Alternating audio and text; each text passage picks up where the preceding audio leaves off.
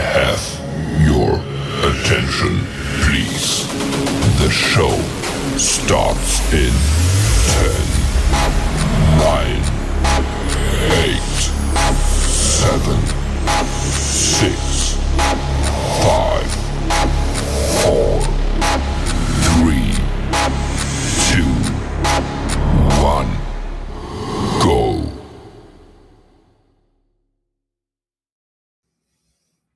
Hey everybody, and welcome back to the Crypto Night Show. Your host Superman in the house. We got a great show lined up today, and of course, we're going to talk about MrBeast, the number one, of course, a streamer and influencer in the world. So that's going to be a lot of fun. How does that tie into a Bitcoin immersion and crypto? We're going to look at that as well.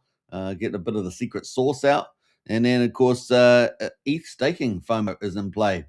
So the supply side is shrinking, and it is building pressure to the upside. So for the ETH price, we're also going to look at LibertySwap continuing to roll out major upgrades in waves after waves after waves. So that's going to be very exciting. Of course, Peacock there expected to pick up later on. We're going to be giving an update on a CoinWell from Jen and Rack and Rochelle. So that's going to be pretty cool. So look forward to that later on. And sorry, not CoinWell, Coin Mafia, I should say. And then also we're going to have a end the show with a little bit of a snapshot at the PDC The Greys and UFO new dashboard. So we're going to look at that. Looks pretty groovy. I'd like to see more of these kind of groovy dashboards. Very, very exciting, and just helps people to make good decisions and get excited about the projects. Pretty awesome. We got Crypto Dan in the house there. Interesting times to unfold. Indeed. Now, it is Monday here in New Zealand, currently 11:17 a.m. And it's the 19th of January, can't believe it, already. Racing through January. Just had the new year, now we're already racing through. I reckon, what do you reckon? Every decade you get older, time like goes twice as fast. I don't know. I guess if you're in your 90s and you've still got your wits about you, does it mean that 12 months is like more like 1 or 2 months? It's probably something like that, is it? So that quick? It's like you missed it. Time is a funny thing, especially as you get older for some reason. I don't know. Crypto Dan in the house, missing interesting times to unfold. Indeed. We've got Excavator in the house. I just think I repeated myself there. Hey gang, good to see Excavator. Big shout out. We got Pesky Girl in the house there. Good morning, Superman. Good morning to you, Pesky Girl. Hope you're doing well. And Vets in Crypto as well. I think the communication needs to be better from the coin affiliated family and who's associated with what's it, Codwell? Coinwell, is that, I think you're what you're saying, and who's associated with the Coin Mafia, in my opinion. Yeah, well, we're discovering it normatively, and we're going to see how it progresses. I am super excited to see what Rack and Michelle can do. He is obviously well connected, venture capitalist. Got a number, I think, other businesses, in particular, I think around gun ranges and things like that. Possibly, yeah, that sort of stuff. So I'm interested to see. It's very exciting. We got L Will in the house there. Is PDI $1 yet? There's a future. Yeah, well, there's lots of that going out right now, right? The latest theory is the P compound, and there's also probably a secondary one tied into the old LibertySwap, possibly with the layer 0.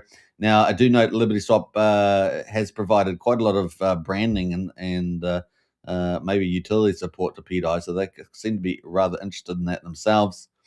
So, yeah, we'll see. There are teams trying to make it happen, right? So we will see. We'll keep open-minded about that too. Keep an open mind about everything. Well, not everything, but we're doing our best to see how we go. Crypto Dan says, I thought we glitched there. I did glitch. All right, we're going crazy. It's not a crazy show today. We do have crazy shows from now and then, but I'm trying to be, trying to keep to the play. Don't forget to share the channel around as well. As you guys know, the only large Pulse Chain influencer channel that does daily shows. I was off yesterday because I've got a few things happening at the moment. So I did say that right through the sort of early February, I might have a few different things going on and until things calm down a bit. So if you wonder why that is the case, we got Goody in house there, 2026 year of the Firehorse. Says Goody, yeah. Well, it's the year. I think it's going to be a year of altcoin season and year of Pulse Chain. Pulse Chain is probably going to move a little bit later depending on what Richard does, right? Richard, I think, is the key trigger there. Although, I am excited about what Rack and Michelle could potentially bring, not with Coin Mafia, but with Coin Well. That is going to be pretty exciting. And what I mean by that is, investment coming in through the US or through Saudi or something like that. So we're keeping a lookout for that. Capital flows are king, and that's key there. So some of the projects that I think that Rackham's working on, crypto-wide, the kind of crypto audience, and of course he's got apparently a big influence and network there. But also it's capital, capital flows. That's the really kingpin, right? Can you bring in new money, new capital? And we're going to talk about the bridge today, by the way. So that's coming up as well. I forgot about that. We're talking about the bridge today, and see where that is going, because obviously we had particularly end of last year, for several months, we're having capital leave Pulse Chain, but we did start off pretty well in the 2026 with a lot of capital coming in, and so we're going to look at that later on with Crypto Solved, did a nice little piece on that, so we'll get to that. We've got David in the house there. Evening all, good to see you, David, as always. Big shout out there. And what do we got? The Crypto Dan says, shared on X, everyone should also. Exposure is our friend. Yeah, get out there, folks, and share the channel around. Helps a lot there. All right, so let's get into we've got no stock market news, of course, because it's the weekend, but crypto's 24/7, baby. Yeah, baby, yeah. It is the future of finance, and thank goodness we've got Trump in the White House, because that is leading the way. And I think we're going to have a lot of good stuff for the crypto policy, as well as United States investment into crypto coming up. I think we're going to have some nice surprises for sure to the upside. So it's going to be pretty cool. All right, we will talk a little bit about the regulatory situation as well, with the Clarity Act. Of course, we'll talk a little bit about that. All right, let's get into it. So actually, let's go to full screen, shall we? I think we do go to full screen for the crypto markets here. So 3.326 trillion is the market cap based on CoinGecko. Remember, CoinGecko has like 20,000 coins it tracks. 18, actually it's lower than that, 18,948. And Coin Market Cap tracks, I can't remember the exact number, it was 20 million, something like that. So they're very different trackers, but they have certain ranking requirements. We'll probably talk about that when we get to LibertySwap, actually.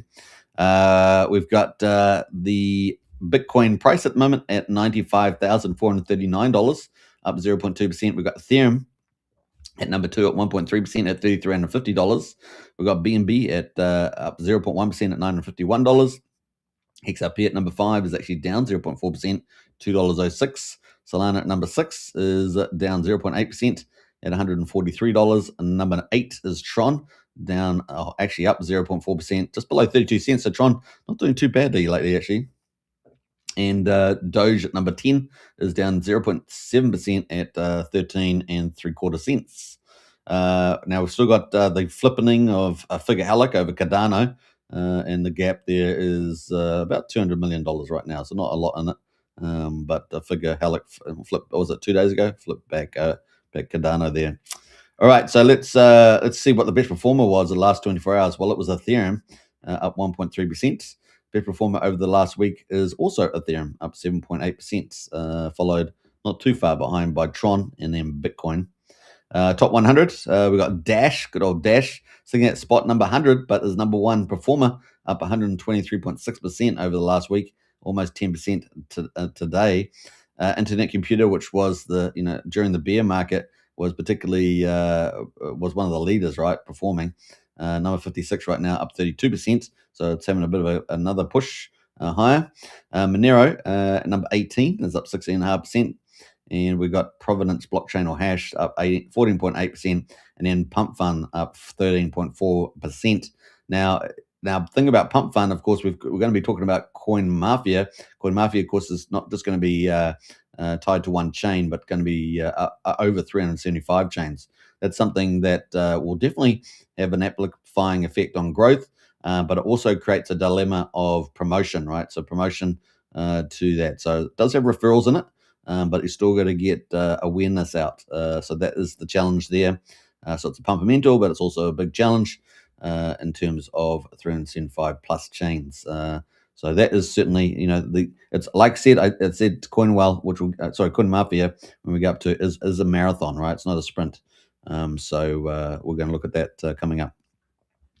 All right, so that is kind of where we are on the overall top 100.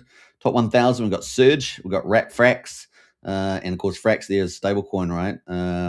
It looks very depegged right now, $1.20. We've got Frax, previous FXS, $1.18. So I'm not sure exactly what's happening there, but that is on the move there with Frax.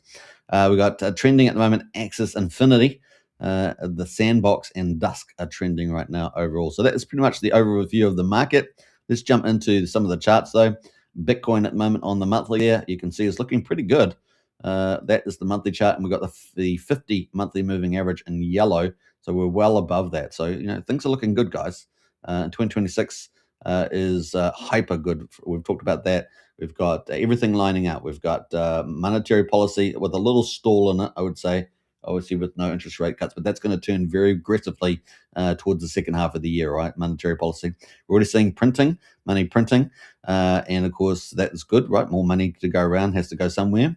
Interest rates have declined, so it means people are going to take more risk on, and of course it means that costs of capital are cheaper. Therefore, people have got more money to spend on other things. But of course, we've got this little pause for in the first 3 or 4 months of the year, right? And then we've got Jerome Powell being kicked to the curb in May. So we've got all that process in play. And then we've got monetary policy generally well in our favor. We've got fiscal policy. The Trump administration doing a wonderful job with the three big problems, right? Trade deficit, federal budget deficit, and of course the public debt, right? So Trump is dealing with all of those things, and those are going very, very well. So we're seeing really good results on all those. And then, of course, we've got monetary policy, we've got fiscal policy, budget policy, and then we've got fiscal policy, right? So really, pulling that back really nicely on the costs and maximizing revenue. Trump is treating the United States as a balance sheet, and that's the first time really that's been done, and leveraging it all. So that's going to be incredible results. We're already seeing GDP come in, 4.3%. I think 2 quarters now.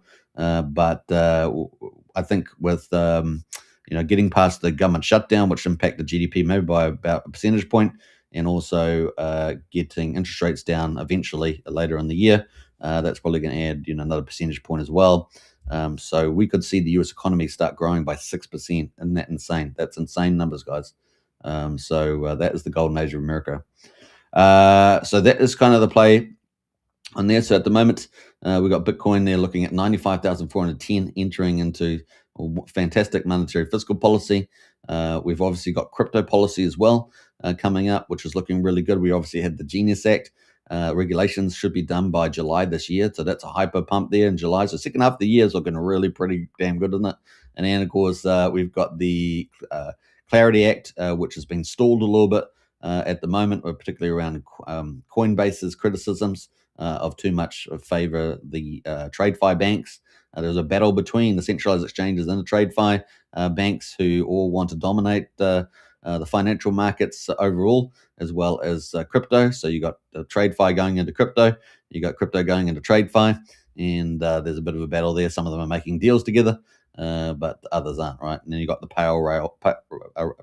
payment rails as well, like Visa and MasterCard and etc., all happening there, PayPal, etc. So you got a lot of stuff happening in that space. So yeah, that's kind of the play. And then of course we should expect that to be done by January 27, right? So that's the Clarity Act around stablecoins. That's the Genius Act around stablecoins. The Clarity Act, as I said, has been stalled, but I think there's probably a 50-60% chance that it's going to continue to be pushed forward, but probably move into February now, with more meetings to be held, which I think's ideal in February. So that'd be pretty cool.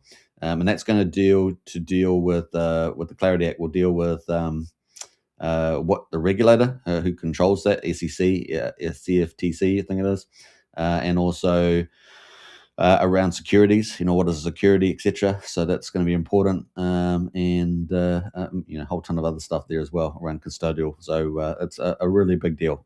So that's moving forward, and that will just open the floodgates ultimately, right? That's kind of the ultimate floodgate opener there. So we have stablecoins and market structure.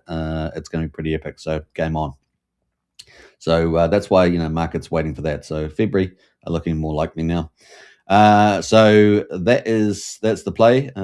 With that, we do have some challenges. We've obviously got the interest rate pause. We've got the midterms. We've got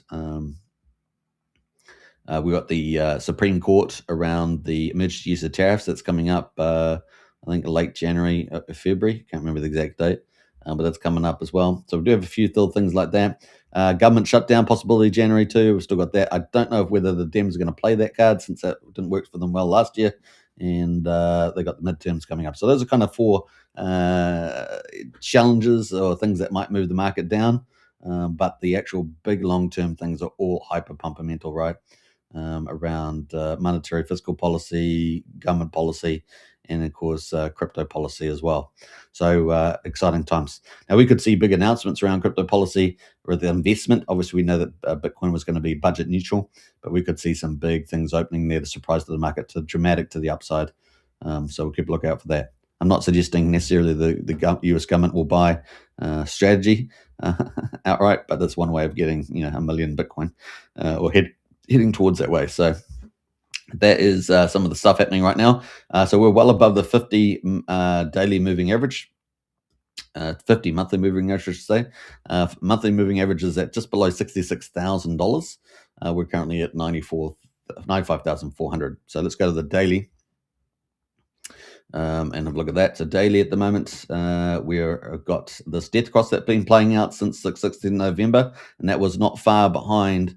If you remember the 10th of October when we had the liquidity event in the market, which wiped out the markets essentially in crypto for about 8 weeks through to most of the end of the year. And so we're just consolidating and starting to shift up right now. So we've got a bit of a gear shift here. Obviously having a little bit of a setback with the Clarity Act delay. And so that's kind of where we are right now at 95,400.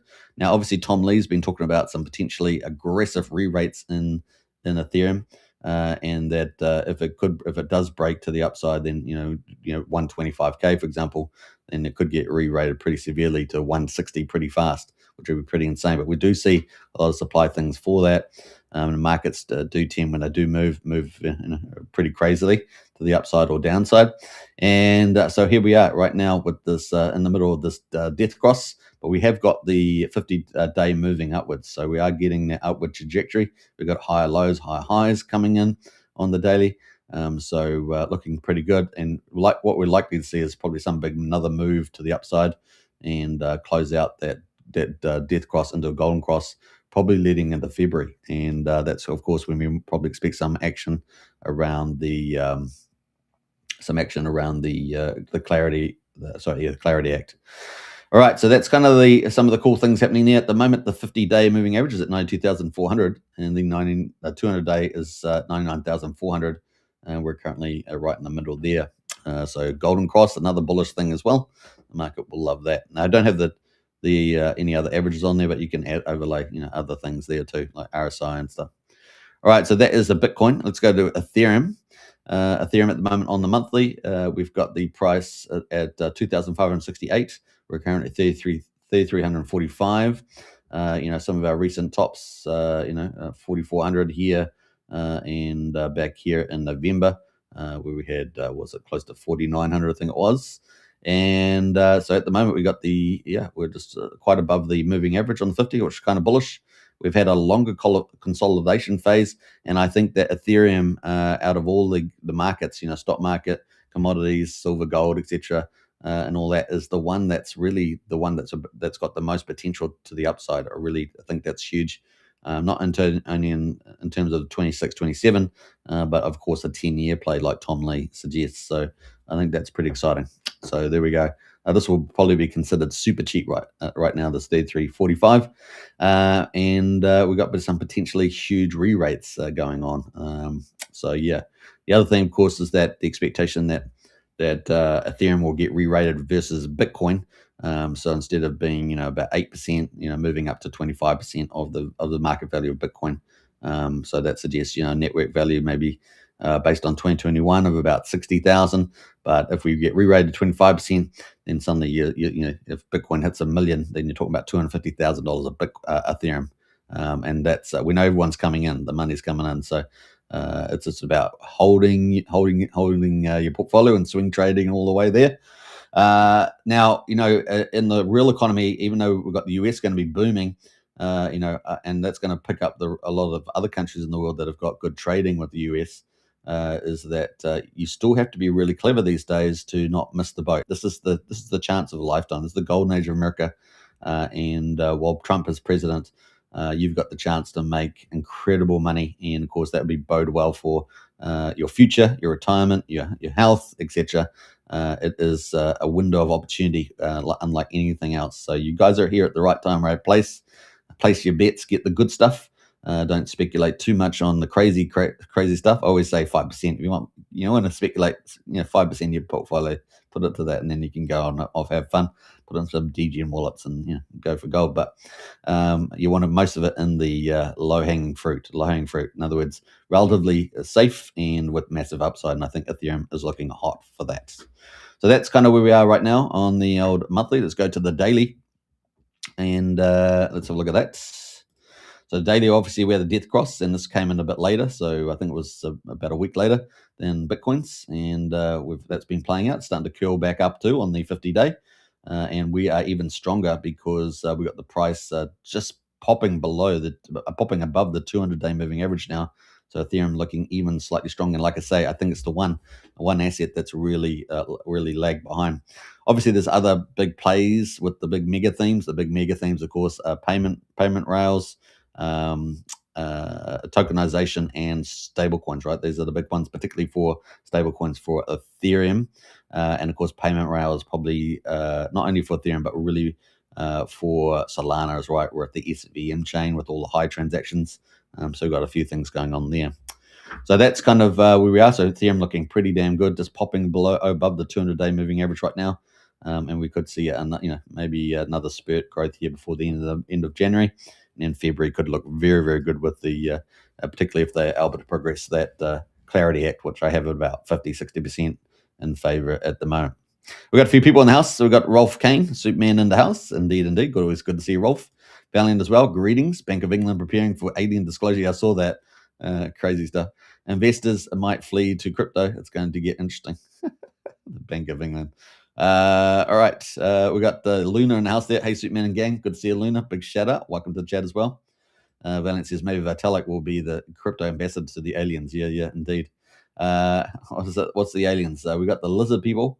We got the whites. We got the greys. And there's a fourth one as well. Let me know in the chat there if you guys don't remember what the fourth one is. So there's the lizards. they're the violent ones, aren't they? The lizard ones. There's the greys and the whites. And there's some I'm pretty sure there's a fourth one as well. So let me know in the chat. I know some of you guys follow that stuff. No, Valiant does. The mantids. Is it? The mantids? Okay, cool. Yeah, I thought there was a fourth line there.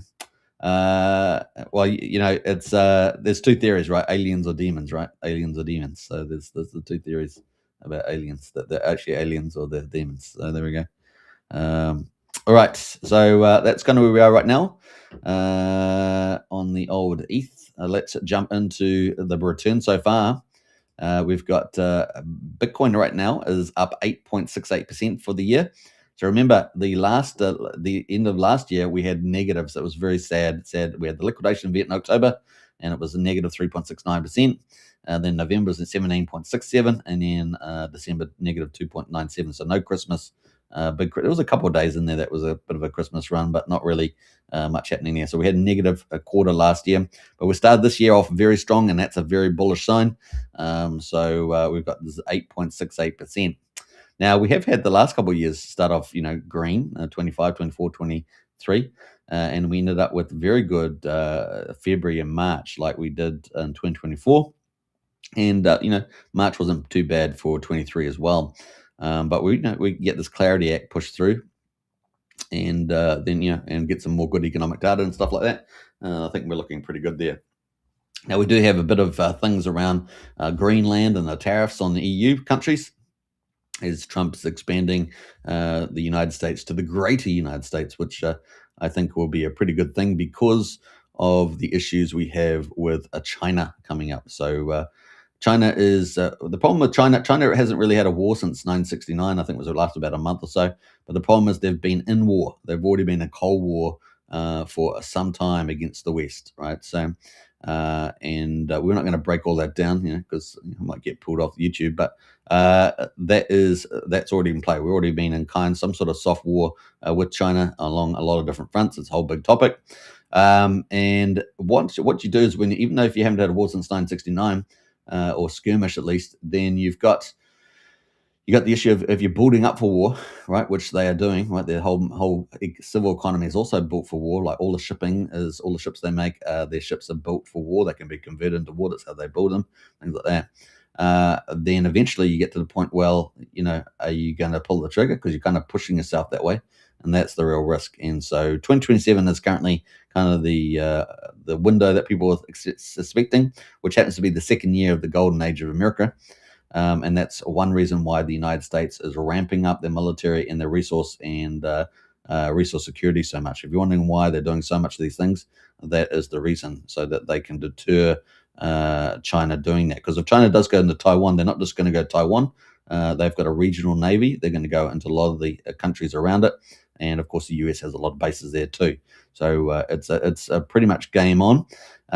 We don't, at an authoritarian state, we don't really want that war either. Because if you remember Japanese, they were absolutely brutal. They went to China. I can't remember the numbers, but 30, 40 million, I think, was some of the numbers that were killed, civilians, a lot of them civilians. It was pretty brutal. So, and of course, pretty brutal in the invasion of the South Pacific as well.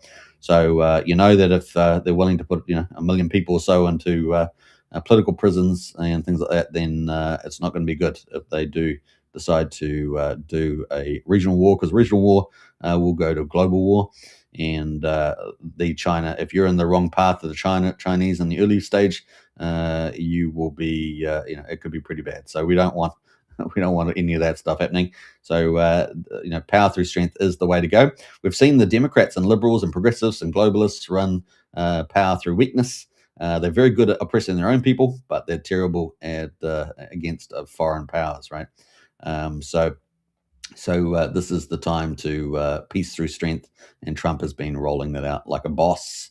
Kind of cool to see all that. So that's going to be good. We want strength and peace, and therefore, when we have this economic prosperity, we can all enjoy it, and we get to keep it rather than it being stolen for us if some army invades our shores. All right, so that's kind of some of the overview there with Bitcoin. Bitcoin there looking pretty good, 8.68%. Let's bring on a strong first quarter. And expecting, 26, 27 to all be strong, because we're going to have some pretty historic growth rates, as well as enjoy the rollout and development of the fourth industrial age, the intelligence age. I think we're going to see some pretty exciting things. Last thing I'll say about this is that if Elon Musk is on track with SpaceX, we could see Starship, take off at the end of this year and land on Mars. And it could be a couple dozen ships doing that. And I've mentioned this before, but we could see Optimus, probably version 3 or 4 by that time, land on Mars, and it's going to be quite something. And how do you top off the golden age of America? Well, you top it off with something like that, having I don't know, a couple hundred androids, humanoids, androids or whatever, landing on Mars and being televised to the world. I think that's going to be pretty damn exciting. So it's going to be fun. And then after that, then we're going to have Terminator world after that. Probably in 20, 30 years from now, the Z generation will be cursing all the Gen Xers and everyone else, the baby boomers, because there's a Mars wars versus Mars Optimus Prime wars versus Earth or something like that. Who knows? But it makes for some fun. We got Valencia's insectoids as well. That makes 5 families or 5 species. Valencia's China is watching the US get stronger and stronger under Trump. They might decide that it is now or never but it will be bad for them if they do. Yeah, they certainly, yeah, it will be. Yeah, so especially with what Trump's doing. Good morning, all, from Sean. Good morning, and up only, says Sean. Up only indeed. All right, so that's kind of where we are. So we started off pretty well. Let's look at the Ethereum as well, because we're going to build out the Ethereum story there. So we're up 12.25% this month.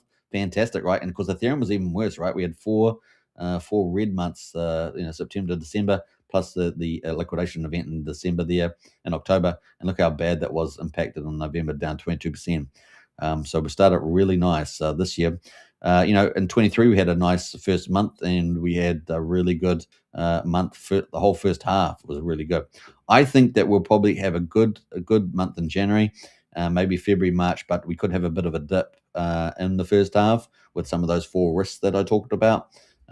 So we'll see how that plays out. I think the economic numbers are going to come in fantastic, but we do have still those other things that can move markets. So just take note of that. But then the second half of the year, I think, is going to be absolutely gunning it, all green. So going to be pretty cool. I can't remember in the midterms. Let me know in the mid if you don't remember. So we'll talk about that. All right, so that is the performance so far out of the gate. So we're looking pretty good for 2026.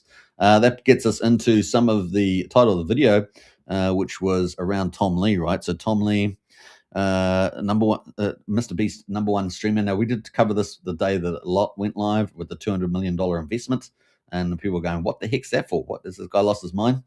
I think it's a marketing genius move, but we're going to talk about a few of these things. So Tom Lee just gave the rationale behind Bitmine's Beast Industries bet.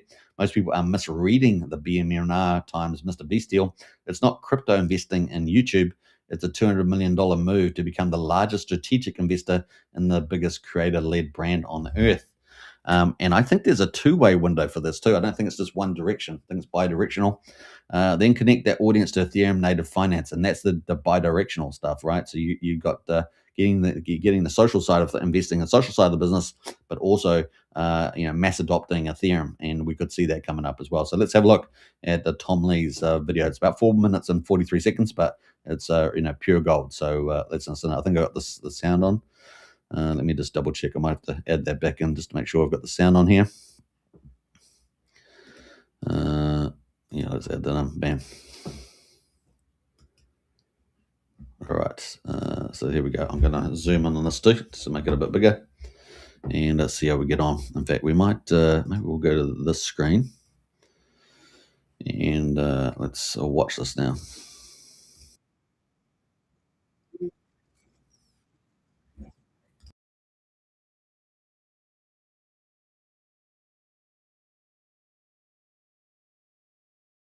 Confusing, okay? We made a $200 million investment into Beast Industries. I would say if someone said, what are you expecting to accomplish?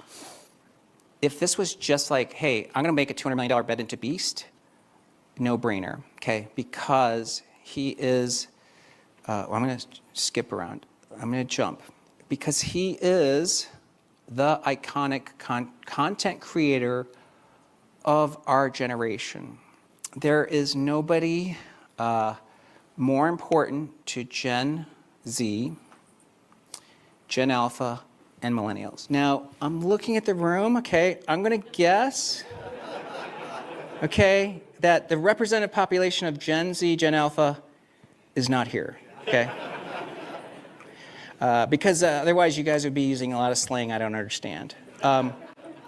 I see some millennials, but I see a lot of Gen X and a lot of baby boomers, okay?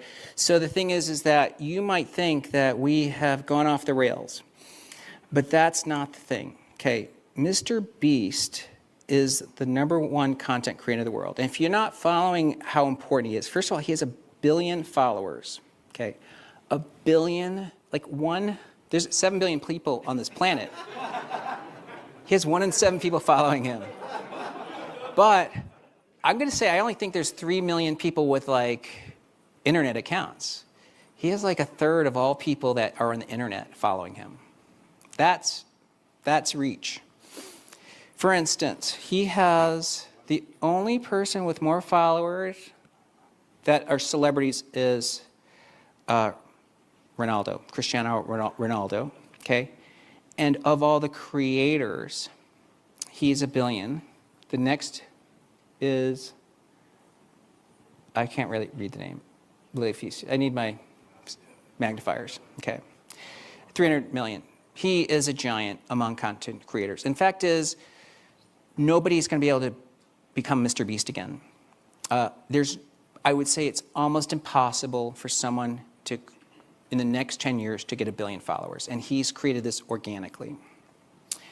In fact, if you look at YouTube usage, MrBeast has more viewership than Walt Disney or Netflix or NBC or Paramount, Fox, Warner Brothers, or Amazon. Nobody's more watched in streaming world than MrBeast. Okay, and think about that for a minute. And the Super Bowl, which is like considered the global event, gets 256 million views on that event. Twice a month, MrBeast puts out a video, and each one gets 252 million views. His content is more watched than the Super Bowl. Okay? So he has 535 million views a month out of his 1 billion followers. They are super engaged. And now he does all these collaborations. That's the key word. Okay? He collaborates with all these people that you might care about somewhere on this grid. Okay? But he does content with them. And guess what?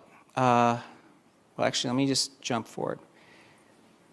Well, yeah, let me back up then. Okay, so that's where it comes with us. So again, I'm going to start with what I just said. So if it was just a $200 million investment, guys, this is a no-brainer. This guy is the most important content creator in the world. And BitMine was invited to invest in their capital structure. Look at who else is allowed to invest. Social Capital, which is Chamath, Alpha Wave. MrBeast himself, he owns 51% of the company. We're the largest corporate and strategic investor in his company. So we are big, okay?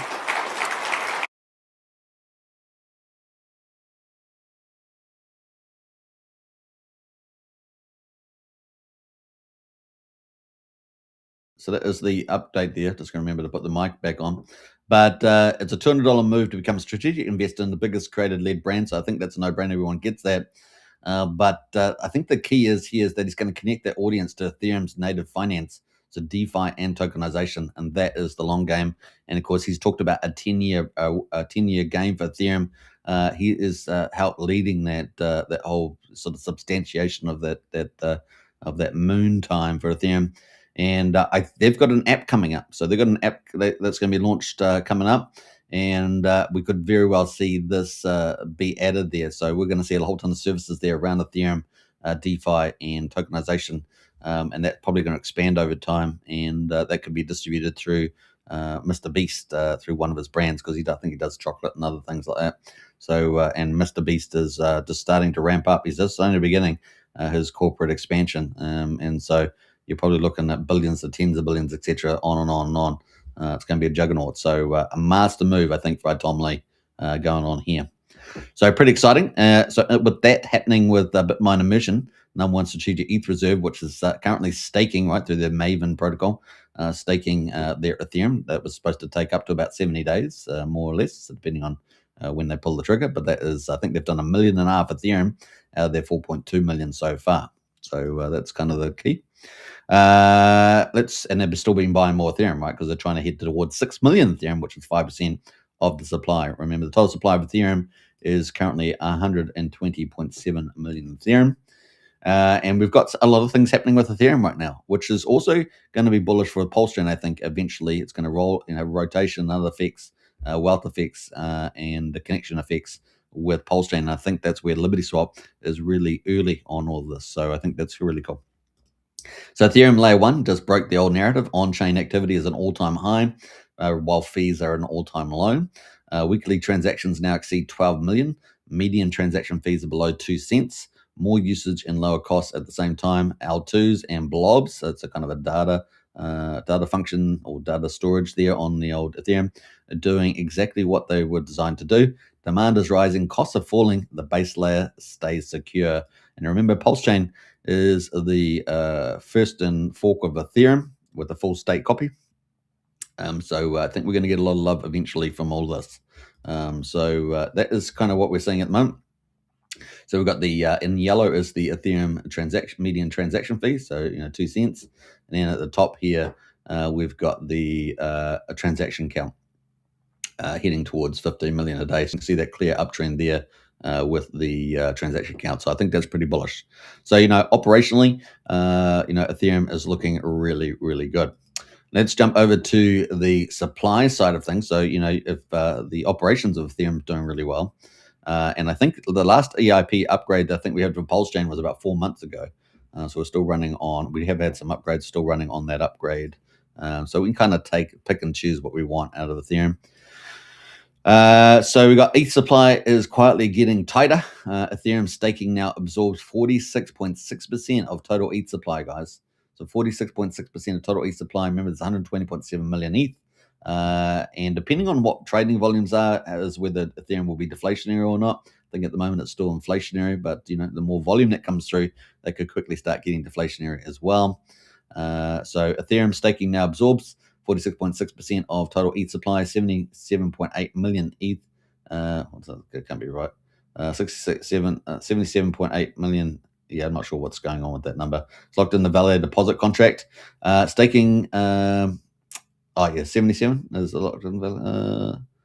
120. Yeah, okay. Maybe that's probably about right. Looked there, locked in the validated deposit contract. Just seems that number seems a bit odd, but staking growth isn't driven by hype. It's been steady and structural. And here's the interesting stuff. So the execute for staking Ethereum has gone to 0, which is crazily good. Valid is 1+ million, and 38% of the ETH supply is staked year on year. So it's pretty awesome how much staked. And of course, we've got these strategic ETH reserves like Bitmine Immersion buying more and staking it.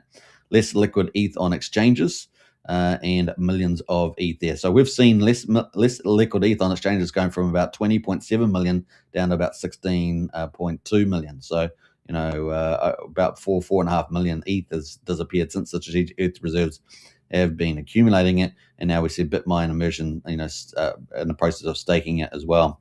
Millions of ETH waiting to stake. So everyone's trying to get on there. No doubt that will lower the yields, but still extremely attractive yield. And then if you get supply constrictions, you get price go up. And even with the lower yield, you're getting a lot. You're going to get more with the price going up, right? So it's kind of the win there. More validated strength and security, and more staked ETH reduces sell pressure. Result downside volatility softens, pullbacks feel calmer.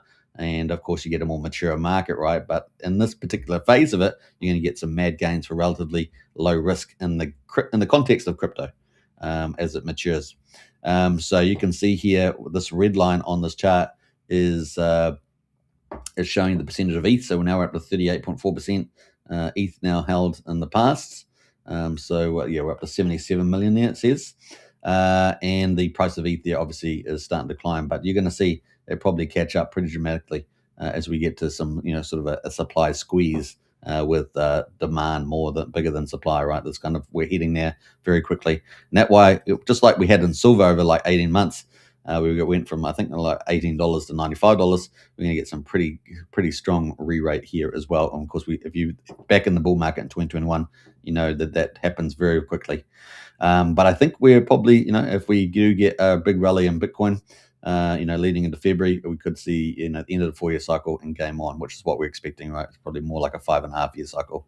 That's probably what's going to happen here. So that's kind of where we are with the old ETH chart there. Let's go into our final. So building on this theme of ETH staking, we've got no ETH sellers left in line. Ethereum's validated execute is now 0. So no values are waiting to unstake, no pressure building. 2.6 million ETH waiting to enter staking right now. So we saw no one's leaving, but everyone's coming. And we've got Bitmine Immersion there leading the way there. 45-day entry queue to get in. 36 million ETH staked, well, around 37. 30% of the supply, says here, slightly different numbers on this one. Active validators near all-time highs. That didn't happen by accident. Tom Lee's fund strat has been clear that staking demand is structural, not cyclical. Bitmine is scaling ETH staking at institutional size as part of the shift. So now we're moving into institutional staking, which is going to mature the whole chain because they're buying it and they're staking it and they're never ever going to leave, right? Because as soon as they'll find it difficult to sell all the ETH that they acquire, and so they're kind of in it to win it. It's all or nothing, and they're helping to make that happen, right? So they're never ever going to leave. I can't remember what movie that's on, but large holders aren't executing; they're lining up to lock up supply, and so other players are looking at these strategic reserves like Bitmine merging, looking at the bigger picture of everything that we've talked about leading up to this point, and they're all like, okay, I better not sell my Ethereum. I better not do what I've done in the past. I better stay in the game and make more mad gains. So that's kind of the idea there. All right, so a big deal, and that comes back to MrBeast, right? Because MrBeast is going to help put more demand from the wider world, the global world, as he said. Out of the 3 billion people online, a billion of them watch MrBeast. So this is about mass adoption, and this is not only is it a huge market expansion, it's also an insurance policy too, right? So Tom Lee. Smart guy. So that is the play there. We can see the validator queue there. So we've got all the Ethereum wanting to come in, and the exit there gone down towards 0, right? So the red one there, no one wants to leave. They're all going to stay. They're never, ever going to leave. Anyway, jokes aside, that is some bullish stuff there going for Ethereum. So I hope you guys enjoyed a few of those insights there. They're pretty cool, I think, and very bullish. And of course, the wealth effect from the golden age of America, the opening up of monetary policy, all the good stuff. You got leaders leading what could be a 10-year cycle for Ethereum with Tom Lee. You got the convergence of crypto and capital markets, and now the conversion is kind of a trifecta. Capital markets and now a conversion with social media, right? So those three things, the promotion side of things, all connected. So you got money, technology, and the people are now connected, and it's game on from here. And you guys are all here early. Damn it! How did you guys do it? I don't know. It all happened. It was magic. All right, so that's kind of the play there. We're going to get into Pulse Chain and break down, and of course, let's have a look at that.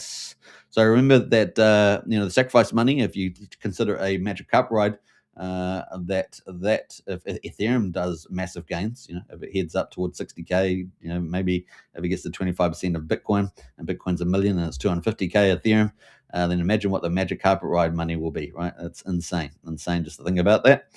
We know that in the near term, Richard was at least thinking $10,000 was pretty attractive, and of course he got, the sacrifice money went in at 37.73 approximately. And so mad gains there. So, it's going to be very difficult for Ethereum, for Pulse Chain not to pump. Not only are we going to get the benefit, I think, generally of the wealth effect on Ethereum, but also we've got, we don't have the downtime like we see on a lot of other chains, and we're a full state copy of Ethereum, then that's bullish. And then in addition to that, the Treasury Reserve is only going up in value. So that, just scraping off a bit of that could pump Pulse Chain to all highs, right? So, and you've just got to be around for the event. You've just got to be around. If you're going to cry fag, as Richard would say, then you're going to miss it. You're going to blink. Damn it, it's gone. Volumes are low, bridges are low, blah, blah, blah, cry fagging. That's the kind of idea.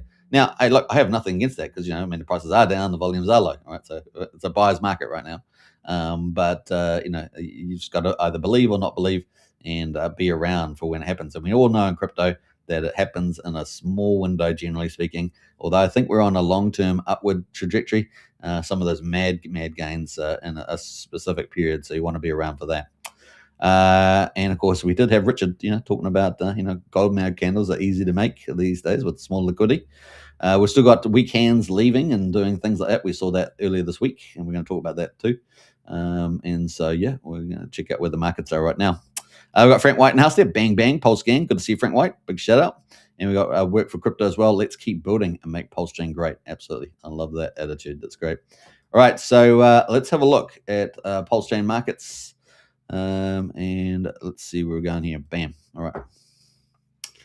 So Pulse Chain is racing, and I say racing towards 1,000 days. So Pulse Chain, a full system stake copy of Ethereum based on the 10th of May 2023, launched a couple of days later on the 13th of May 2023, and here we are, 982 days later. 982 days later, we've got 18 days to go to 1,000 days. Are we going to see something happen? Come on, Richard. Are we going? I don't know why I'm saying Richard. Could be some other person with the magic outride, but that is in play. So 18 days to go goes to 1,000 days. Crazy stuff. Pulse at the moment is at quadruple 164, down 1%, so no green candles at the moment. Pulse X at the moment, quadruple 122, down 1.32% at the moment. The ratio between Pulse X is you can get 3/4 of a pulse right now, so 0.75. If you want to invert that, then it's one pulse will get you 1.34 Pulse X. The buy and burn sitting at 8.41% right now, excluding the OA accounts. And then we got Ink token there at the moment, 61 cents. We got Hex at the moment at 27/100th of a penny, up 1%. So Hex is the only one up green today on the old. It doesn't show green, but it's almost green. 0.94%, and that's not bad. eHex at the moment is such a deal right now. Oh my gosh, 00086 is the old eHex, and we know that Dipcatcher there was announcing that I think audits had been completed for FlexNet, and that could be launching very soon. So that's going to be kind of a second layer protocol for eHex, and going to have its own ecosystem. So another form of demand for that. So it's going to be pretty interesting to watch there. At the moment, eHex and PX combined price is at 36/100th of a penny. Not looking too good there. What a bargain is the old EX right now, and probably arguably the easiest one to pump. And with liquidity and, of course, potentially less sellers. Although we do have a seller, I think, a seller tranche going up, but I think that could be easily smashed. Smash, grab. I don't know. We'll see. But that is the play right now. Let's jump into the rest of the news. We're going to come back to some of these calls later on. Gas prices at the moment is at 387,000 beats. Pretty standard what we're seeing recently. 0.2 of a penny for a Pulse X swap. So, pretty similar to what's that? 1/5 of actually that's 1/10 of the average mean price for Ethereum that we saw earlier, right? So 1/10 there. Validus, we're at 52,358. We've been at this for about a week now. It's been kind of cool. We kind of bounced back and been stuck at that level now. Bridge at the moment, $79.7 million. We did get over 80 million for a day, and we're back down. eHex, of course, dragging us down here because eHex is on the list. I wish it wasn't on the list, but it is bridged in, so I guess it has to be. And we got ETH at 6,000, DAI at 16.3 million, USDC at 16.1, and USD Tether at 4.8 million there. We are going to get more stable coins though. We've got at least 2 or 3 more liquidity forks coming. And we've even had LibertySwap tease about an algorithmic stablecoin. They apparently have had a flux capacitor moment. They're probably sitting on the toilet and smashed their head, and bam, they've got an idea for a algorithmic stablecoin. So we're looking forward to that.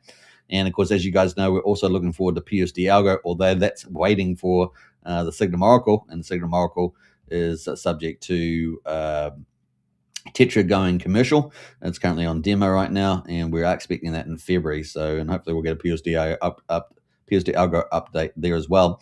So we've got our own little stablecoin boom with liquidity forks and algorithmic stablecoins coming to Pulse Chain, and bring it on. It's the year for it, right? It's the year of the stablecoin. Well, this year and next year, because really, the Genius Act regulations July this year, and maybe January for the final implementation or confirmation there. And so, it's let's say the next 2 years, the stablecoin boom.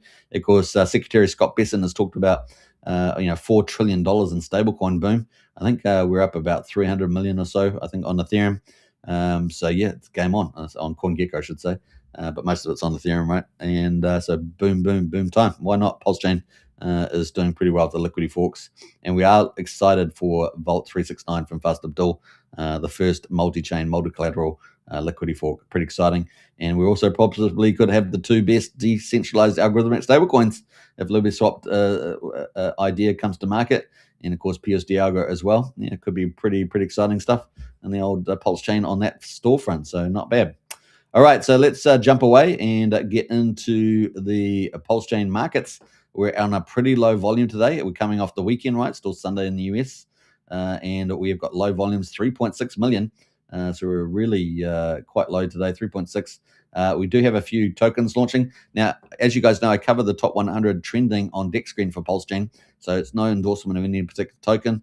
Some people forget and they leave comments going, you talked about this thing. And I say, well, it was just on the list, man. It's on the list. Why are you doing that? You get all this stuff in. It's like and most of those people don't even watch your show properly, right? They don't even watch the show. They're just like, I heard you comment. It can be hard. Anyway, we've got Moon Day at the top there. Moon Day is a honeypot. So we're getting lots of honeypots at the top there. So be very careful of what you see on Deck Screener, because we are getting honeypots come through one after another. Now, if you want to find out, about a token, often CryptoSolve or somebody like that, who's one of our sort of analytical influencers or quants, they talk about that. We're going to be talking about CryptoSolve today, and they analyze some of these tokens. So Moon Day is a honeypot, sophisticated one. They're all sophisticated these days, aren't they? We've got our ETH there, one of the PulseChain forks from Rocket Pool. So one of the things that, and this is possibly, this has been a good thing and a bad thing, is that, of course, we had a full system state copy of Ethereum on the 10th of May, 2023. We get the good and the bad contracts, right? Because some of the contracts come over, they're not really supported. There's not, missing an oracle. Some of them rely on internal oracles and things like that. Some of them are just, sitting there idle, as far as I can tell, like Uniswap and things. So we do have a few risks around them. I think Johnny Chaos recently did a nice little write-up about that, so you can go check that out. But we got Wrapped ETH at the moment to Rocket Pool. R Pool, not Wrapped ETH, R ETH Rocket Pool. Of course, Rocket Pool, one of the two top ETH staking pools. So if you want to take your ETH and earn some yield, you can delegate it into Rocket Pool and get their derivative token. That's their RETH, and then you can go and put that into a farm or something like that and earn a secondary and often very high yield on those. So that's kind of the cleverness of DeFi. And you can't do this in the TradeFi world. Go to a retail banker, say, I want to do some investments. Oh, here's our unit trusts. Don't really know what they're doing, but I'm going to sell it to you because my boss says I have to sell it to you. And I'm going to go through all this. I don't really know about risk and return, but I'm going to sell you this anyway. Usual thing. Well, here's our savings account. We got we can give you a 0.5% for our savings. You guys know it's the TradeFi world's pretty crap. All right, so do you want your money out? No, you can't get your money out. You can't get your money out. All right, so enough of that. All right, we got RETH there at the moment. That's up 32% right now on the old Rocket Pool. We got Whale Bay up by 27% there as well. It's been around for 10 months. We got Greenwick's been around for about 7 hours there. I do like some of these ones. These guys are getting more inventive because we're getting animations in our little pictures now. So Wick there. I haven't checked this one out, so just take note of that. I don't know if that's a new pool or anything, but it's up a little bit there. Coin Mafia, of course, we're going to talk about that from Racker Michelle. That's up, having a little run right now, up almost 10% at just over almost 82 cents, I should say. We'll check that out when we go to talk about Coin Mafia. So we'll bring that back. Saw some Minimum on a bit of a move, up 4.5% as well. Now this is probably one of the saddest stories. Now I do think that the CEO is Wolfgang. He's in Europe there. So is it the Netherlands or Germany or something like that? But unfortunately, he changes his mind a lot. Obviously. And there is criticisms of him about 20 so years ago. You have to believe that people can change. Everyone changes, but some people do. And now he's running a big company, right? So presumably it's all going good. But they're going to be moving over to Solana, as we understand it. They've got massive buy and burn, taking their corporate profits, right? 20%, I think it was. Net profits there. Anyway, they've probably got, I don't know, I'm just guessing, but they might have $20 million in a buy and burn or something. Really something insane. So that's going to be leaving, unfortunately. So that's capital we don't want. So, I keep talking about capital. We've got Magic Upright capital potentially from Richard Hart or whoever's running that. Inverted commas. And then we got Saucer Minimal that would have had significant capital coming from Europe, including access to institutions and high value customers right through the Floyn market. And they've got something like, I think, 12 to 15,000 high valued customers. These are high worth individuals that invest in crypto and things. And they are looking to ratchet up their regulation compliance over multiple years to become fully compliant. I guess it's sort of almost like a crypto trading bank. And so this is the direction they seem to be going. And I think they probably suggested to Wolfgang, hey, look, go Solana because it's going to have the payment rails thing happening. And so I think that's kind of the general direction. Now, they're supposed to leave by the end of the year. I don't think they have. I don't think they have yet. So they may end up, going obviously in the future. So we'll just have to keep tabs on their updates that they have. They're in German, so I don't speak the Deutschland, but that's coming up. So it's a shame. It's a shame because that would have been one big capital channel in the Pulse chain, and of course, SOAR would have been the value, the store of value there, right, as it gets bought and burnt with crypto profits. And they wanted to turn SOAR into a Bitcoin, right? So and the model would work if they achieve their revenue goals. Then yeah, it would work. But they've given out a lot of free coins at the beginning, so it's going to go through a lot of adjustments as people get super rich, right? Is the play. Now we've got P Tiger. P Tiger up 3.9%, a rising crypto influencer in the Pulse chain community. Likes guns and a little bit of craziness, but yeah, it seems like pretty genuine about building out the old P Tiger there. We've got Top Hat right now from Crypto Coffee, our top influencer, arguably, up 3.3% at the moment, and did get a bit of rotation from Peacock, but having a bit of an update today. Let's have a little look at the chart. We'll ratio to Peacock. Peacock, of course, being the official store of value. You can see that rotation in there with the old Top Hat there. So yeah, we'll keep a lookout and we'll see what maybe Crypto Coffee, once things start picking up in the market, he'll be out about talking about that a lot more. But he's doing his thing, doing his videos, doing a great job out there for Pulse Chain. We've got Panda X up at 2.7%. We've got Sparta at number 11 is up 1% there. So not a lot happening on the old chain on this lazy Sunday. Sunday often is typically a flat day to down day. And we've got RSI oversold there, a little bit green, Phoenix a little bit green, Unity a little bit green. I mean, there's a tad green, Zendog tied in the Peacock a little bit green, Curve token there a little bit green. So that's it, 20 tokens in the green, the top 100 trending. Everything else is in the red. But a lot of things down more than Pulse Chain probably. So let's have a look here. So just about everything down more than Pulse Chain, not surprising. Peacock there. We're going to talk about that too, so we'll pull up the chart for that. Peacock is just trying to hold on to 2 cents right now, but it's in a consolidation range. So as long as it holds around this area, it'll probably be not too bad. Let's pull up the old Peacock. We'll talk about that later too, since we are talking about LibertySwap. So we'll pull that back up. Let's see what else is down at the moment. So Gotti. So Gotti there was from launched on the old coin mafia, and that was down 30% right now. That's got a small LP. SCADA from Nuclear Supply down 18%. I don't know if this is still bleeding out. I'm not sure. It was doing pretty well, wasn't it? Yeah, okay, it's just down today, but it was actually up a couple of days. So that's SCADA from Nuclear Supply. Just sort of moving in that sideways range there, isn't it? Kind of quite a large range, but still moving sideways. So that's some of the big downers today. And then Staked ETH, of course, is the narrative around Staked ETH, and Compound and all that sort of stuff is down 15% today. Let's have a look at that chart. Yeah, look at that. Woo-hoo-hoo-hoo. They got market make pumped in it. Some market maker there has been acting on that. Is it the USDX team? Is it James Maria? Who's doing that stuff, man? Who's doing that stuff? Maybe Fast Abdul knows. Fast Abdul's in the house. I'm here for the tech. He is indeed. Fast Abdul says you can't prove Richard is the OA. It could be anyone. It could be anyone. All right, so there we go. We're at 1.4 cents right now for Staked ETH. And of course, that's another narrative out there running around, right? There's the old P compound for PDI. And I probably think we'll see. We'll see how that goes. Just the latest one there.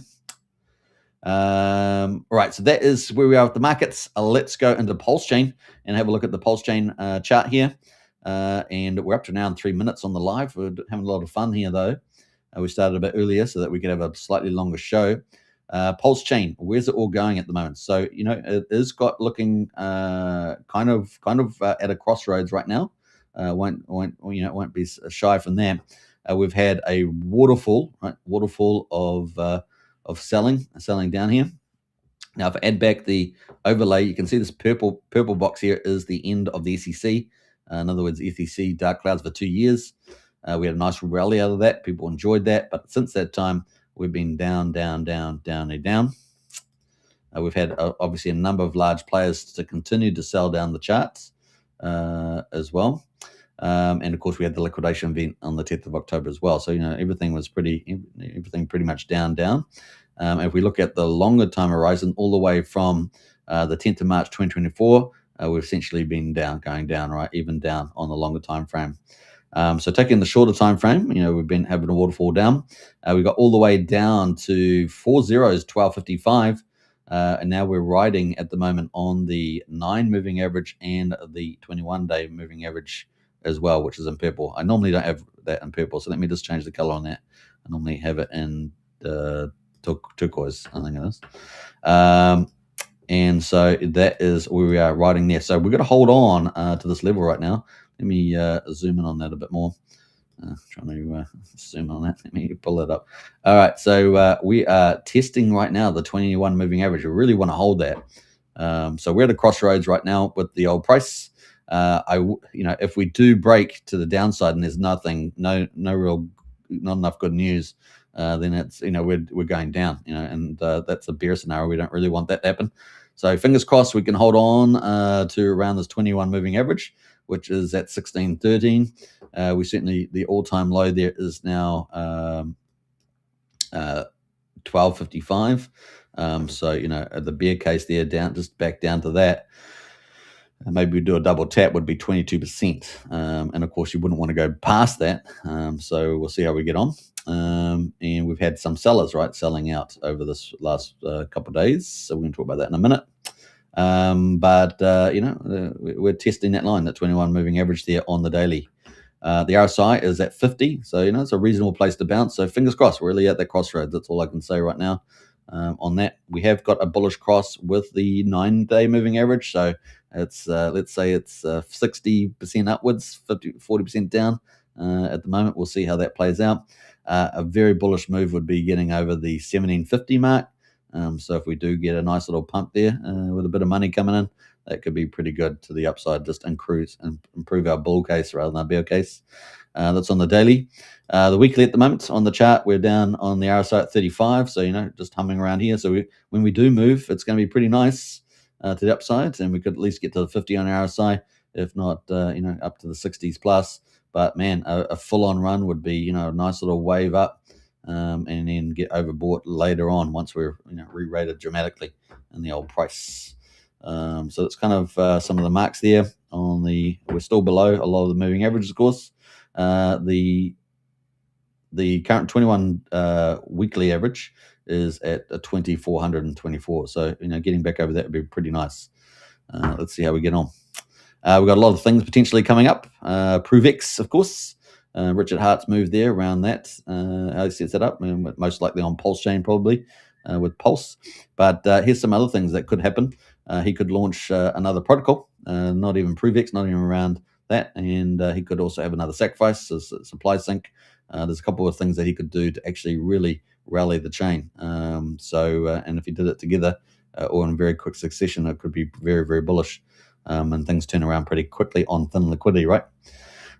So we'll keep a lookout for that. He's interested in Pulse Chain Season there as well. So we're excited about all those possibilities. Could be pretty fun. All right, so that is a bit of a look at Pulse Chain. So we're at a crossroads right now. Hopefully the bottom was in. Hopefully the bottom was in back here 2 weeks ago, and let's see if we can finally get ourselves starting to move up, because it is an awesome year ahead for crypto. All right, some of the cool stuff that we've had, insights from CryptoSolves. A big shout out to him. He was tracking the Hex dumper. So obviously Hex at the moment is super cheap, and you can thank the Hex dumper for that. And then, of course, moving into Pulse.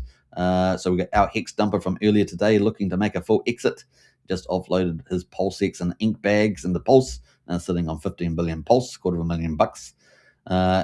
Either this is a large rotation play, potentially preempting ProveX launching, or that Pulse might be heading into stables. And that's the other thing, right? People positioning their gaming for ProveX. So you can see all the cells and some of the previous images there. So that was from CryptoSolve. He's got a bit more about that.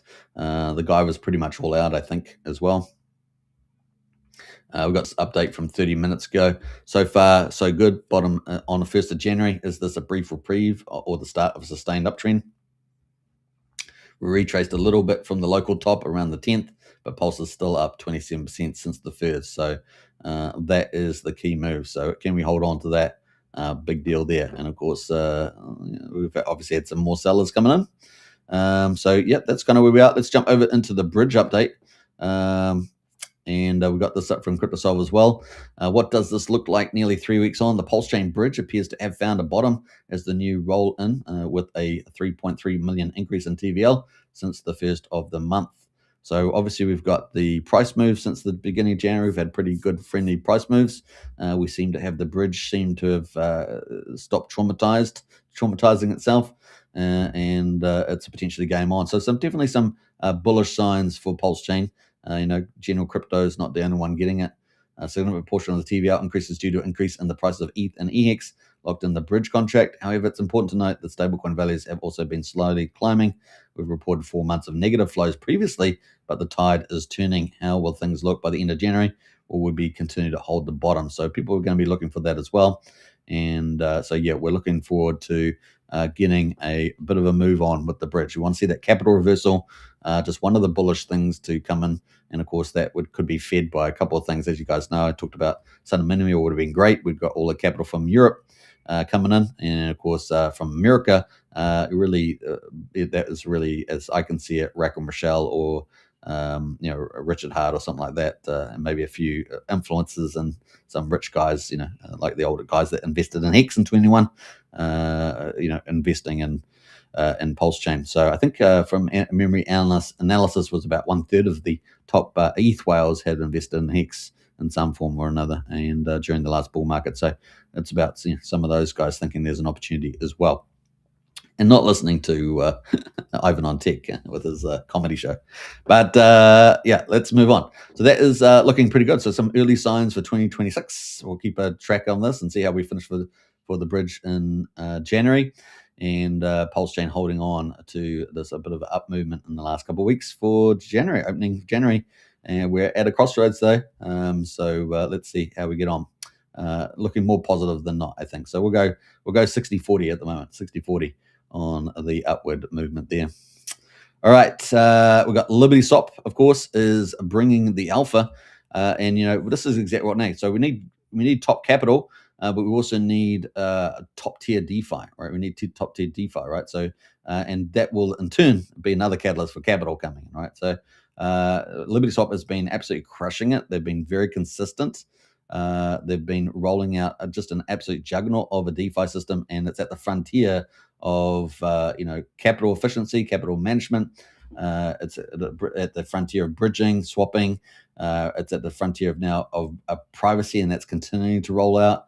It's at the frontier of intent trading, and that's also continuing to roll out. Multiple chains, that's at the frontier of all that. So the ecosystem is really growing. It's now got hooks to hook in a lot of DeFi. There's going to be very tough on a lot of other DeFi and developers on Pulse Chain, by the way. It could be ramifications of that because if these guys can hook in Aave forks and everything else, and they've got the main river flow that people are flocking to, multi-chain, and they've got arbitrage and money moving and all sorts of stuff, making fees.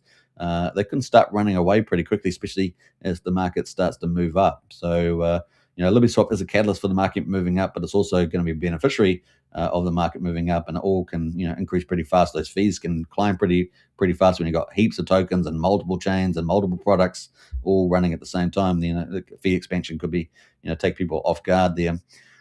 So pretty exciting. Also could be not just such a huge utility system sitting right in the middle of the river, the river flows, the bridge, but also could be the meme coin, the one meme coin to rule them all. And they're really targeting that. They're not mucking around. They're trying to get coin market cap. They just got the listing. The market love that. They're still ranked by volume and not by market cap. They're trying to get all the bells and whistles ticked off with coin market cap so that they can get re-rated on market cap. That would put them in the top 800 plus. And then, of course, they get there, and the market's going to go, hey, you guys just got re-rated on market cap. You're at 800. We're going to buy you up, and so you move to 700 to 600, etc. And then you got all the DeFi playing, all the news constantly flowing. So it's really becoming the juggernaut on the Pulse chain. They all have to do is be consistent. They've officially announced that Peacock is a store of value, and they just have to be consistent, just keep rolling out. But they're fast innovators. They're doing the frontier stuff. It really is pretty exciting, and we know that it's probably going to get a lot of support in projects like Fast Abduls, for example, with Vault 369 probably. So we've got LibertySwap here. There's some of the latest updates. So this graphic is AI generated, but it shows how LibertySwap privacy routes unlock insanely powerful privacy features that could permanently reshape the privacy landscape. And we know that there's a bit of a game on there for that, and it looks like LibertySwap is bringing some leading edge solutions in the space. And of course, remember, Pulse Chain is always a full system state copy of Ethereum.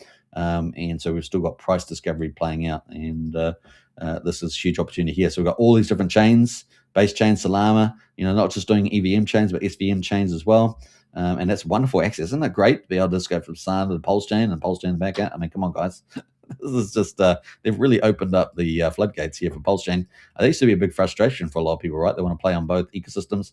Now they can do it. So it's pretty cool. So 14 hours ago, GameFi, meme coins, and NFTs sit at the highest risk end of the crypto market. That is true. We know that for a fact. When they start pumping, the rest of the market usually follows. Signs of a healthy altcoin market return are everywhere. Peacock is leading the market there. So there we go. That's one view on that one. I definitely NFTs kind of for me the last thing to move, but meme coins can move early. And GameFi in specific niches can move early as well, but NFTs definitely late, and that'll be probably the last thing. When you see the NFTs moving, guys, sell your bags because it's probably game over for this part of the cycle, right?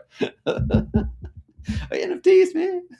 Look, if the NFTs are utility, then it's fine, but if they're just something else, then take note.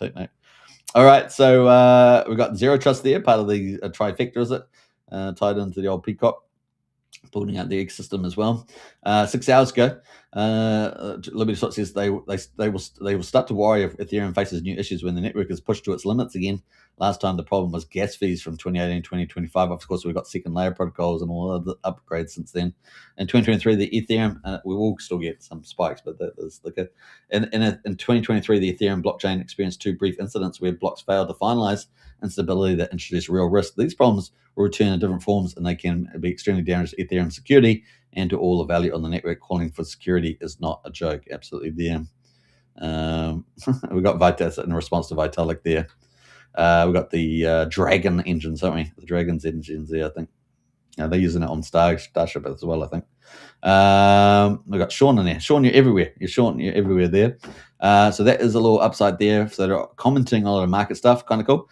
Big shout out to Crypto Coffee, putting out these cool videos. If you haven't checked it out, go check out Crypto Coffee. There, doing these cool videos. All right, we got 5 hours ago. Connect all routes to Railgun, and we have clean, powerful privacy swap routes across every blockchain. With just a few more steps, users will no longer need separate privacy protocols on Solana. At that point, weak anonymity sets offer little real value. Stronger anonymity sets always win. That is why people stayed with Tornado Cash and Railgun for so long. There's Lady Liberty at work. Or if we can do better, we can build communication and balance exchange between protocols across different blockchains. This would solve the problem for new blockchains with weaker anonymity sets and give them a really chance to grow. And then Sean's everywhere. Look at Sean, man. Sean is everywhere. Everywhere, man. So we've got lots of comments in there.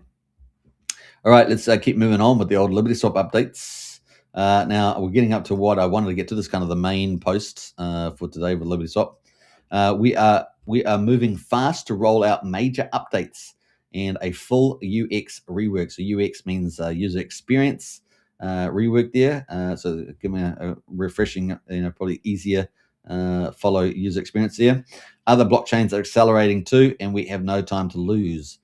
Weekdays are for building, weekends are for upgrading. Be careful with us. So very exciting for that. So they'll be building out a lot this week, and we're looking for more rollouts there. Multi-chain is coming as well with some of the privacy updates. So keep a lookout for that. We've got lots of cool things happening there. What else we got there? I'm not sure if we're going to read through this one here.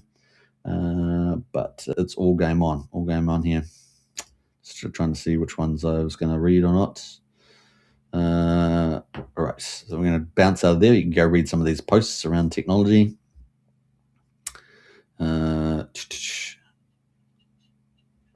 Scroll past that too. So 2 hours ago, for future development, NFC directly at the wallet layer, no card needed, no Visa, MasterCard, no proof POS systems, just a simple phone to phone tap, Apple Pay level UX with USDC rails. That is the end game. There are strong rumors Apple Pay and USDC is coming, and I think LibertySwap's going to be playing in that role, right? With now USDC enabled privacy moves, and credit card probably coming down the line there. All right, so that is kind of some of the cool stuff there. They've obviously got their development phases, improve the cross-chain experience on Pulse Chain, improve privacy on Pulse Chain, improve the trading experience on Pulse Chain. And I think we've got a lot in all the space still to come, and they're just constantly rolling out features. I think it's going to be pretty exciting here. Phase 1 focused on cross-chain swap and send functionality between Pulse Chain and other blockchains. Phase 2 plans to integrate additional privacy routes and services, enhancing the platform's privacy features. And then phase 3, expanding to a full set trading suite for Pulse Chain, Ethereum, and EVM networks. And remember, they were talking about hundreds of different trading features, and we've only got a few of those so far. So I think there's a lot of stuff happening. The guys got so many different areas to work on. It's pretty crazy. So we're going to get a lot of good stuff there.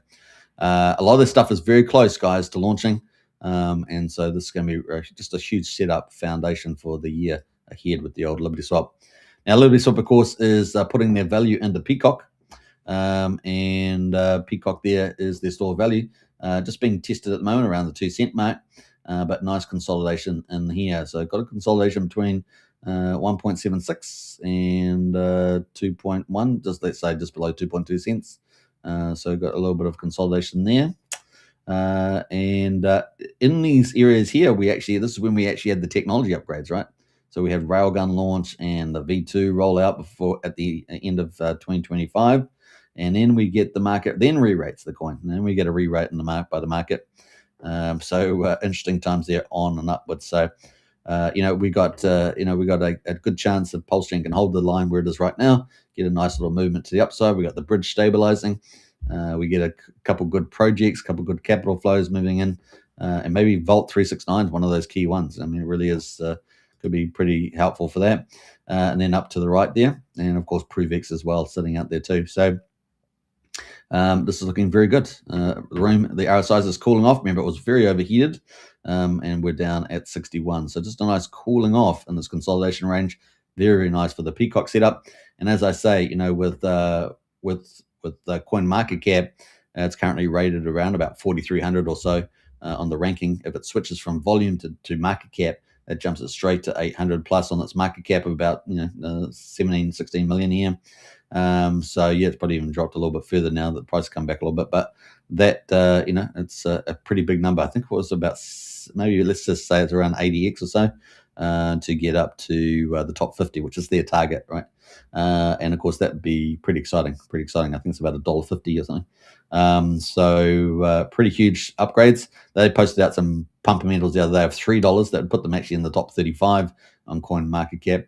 But if they successfully keep expanding this ecosystem, dominating Pulse Chain gets pumped as well. Of course, it's multi-chain. They're doing multi-chain, not just Pulse Chain.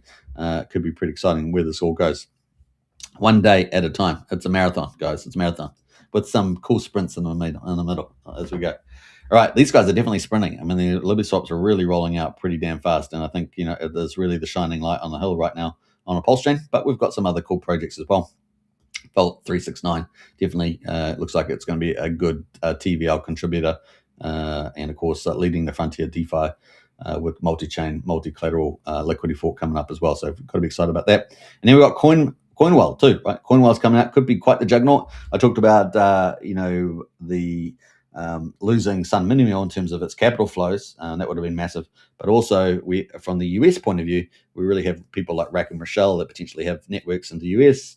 Possibly, Saudi as well and stuff like that. I'd love to see that in action. That's what I'm really looking forward to, and that could be really cool. So we've still got one of those two avenues, but LibertySwap's in Europe probably, right? So the bulk of the team's probably in Europe. So you never know. They might surprise us there as well. Who knows? Hopefully they know some investment bankers or something. We'll see. But that's Peacock at the moment, holding around about 2 cents. RSI cooling down, and I guess getting ready for the next move. All right, so we got that in play. Now I was going to talk about Coin Mafia, so we're going to talk about that. Let's have a look at the daily chart here. That's the daily chart. Hasn't been around very long. Got a very flat price curve there. And as I understand it, I think Rackham's he got some early bags in that move, and is largely only a fraction of what he was indicating he might move. So it's a marathon, not a sprint. We'll keep a look out for that. But that's currently 81 cents with the old Coin Mafia, and that's ticking away there, just up a little bit today. First kind of real green day at the moment happening there on day 5, 6. So let's have a look at Rackham Michelle's updates. So Rackham Michelle said by the time Coin Mafia VIP wallet unlocked, which is 3 months after the launch, so what's that, 85 days from now approximately, there will be only 4 times the supply of Bitcoin, literally. So he's comparing obviously the CoinWell supply to Bitcoin. And so that's kind of the numbers here. So they've got Bitcoin at 20 mil, $95,000. He's got Coin Mafia, 80 million coins at 77 cents. So he's kind of indicating that's the upside there. So, but what I'm more interested in actually is the rollout of Coin Mafia. And I'm even more interested, probably 100 times even more interested in is the rollout of CoinWell. CoinWell is the flagship from what I can tell, my understanding of the protocol so far. And I'm looking at what that can do and the capital that can be put in there. Because with CoinWell, you can get corporate money, VIP, high worth customers, other venture capitalists, things like that into CoinWell. That would be an easy sell. So that's going to be the stuff that I'm looking forward to there. So that's kind of the play. And of course, if you've got CoinWell anchoring the DeFi space, and you've got Coin Mafia, which is more the speculative coin market, then if you can get take a premium cut of those Coin Mafia coins and then tie them back into CoinWell, maybe through staking support or swapping, lots of different things you could do there. That's going to be pretty interesting, and that will actually help raise the Coin Mafia top tier tokens. Not talking about all the tokens, of course. We only know you get a couple percent get bonded, right? A couple percent maybe get bonded out of all the coins that get put up. But even now that's let's say 2% that get bonded, only a fraction of that, it will get in this premium space. And I think Rackham's been looking at that. And so there'll be, maybe Bria, something like that. And then that gets tied back into CoinWell. CoinWell becomes the main arm where all the capital is flowing into. And it kind of becomes a bit of a seesaw potentially. So I'm looking to see that. And I want to see, the venture capitalist make it happen with the network and the skill set. So that's what I'm excited about. That's the number one priority for me. I know a lot of people in crypto just after the price, but actually I'm wanting to see the playbook be played. And it could be pretty exciting. So I'm looking forward to that. Now with that, of course, I think if we've got any other updates there, but I think that was the main one. Yeah, from Rackham. Now we did have one from Jen. Now Jen is actually his wife, and Jen is the CEO of Coin Division. So Coin Division is the umbrella company over CoinWell, CoinArchy, Coin Mafia, and Coin Mentor. So this is pretty exciting. She's I think professional. I think her background is professional marketing, that sort of thing. And she's got builders are already using Coin Mafia exactly how it was intended: launch, iterate, and build a real community. Now remember, this is a marathon, not a sprint. So they've got obviously they've only got 2 chains at the moment. They're ramping up to 375 plus. The base is the next chain. Obviously, the top 20, 30 chains are the low-hanging fruit. That's where most of the volume and activity is. So it's going to be pretty interesting with that. Now, I don't think if you're going to have a playbook, then you're going to have marketing in it, right? Marketing and promotion. So that's the part we're still waiting for. But before you do that, you want to ramp up the blockchains. You want to maybe you get 1 or 2 influencers launching, large influencers launching coins or something like that, and you just get that branding out because the branding's excellent. Coin Mafia branding's excellent, and so yeah, we're looking to see all that play out. Like I say, I'm more interested in the playbook than in the value. I think the value is just a downstream, follow through from that. Now I do believe Ben put out they had I think a X space with a whole ton of crews, including Giga. Joshua Wu, and people like that. So you can go check that out if you want to get a breakdown of the launch phase. I'm not really talking about that. I'm really talking about the future and the playbook. I'm more interested in that. But if you want to go check out, around the launch, things that happen on launch, go check out that video. I thought it was pretty good, and Ben was in there as well. So builders are already using CoinMarket exactly how it was intended: launch, iterate, and build a real community around an idea. And yesterday, our team did it again. We launched our second coin on the platform, not because we're trying to promote a token. I'm not interested in hype. I'm interested in proof.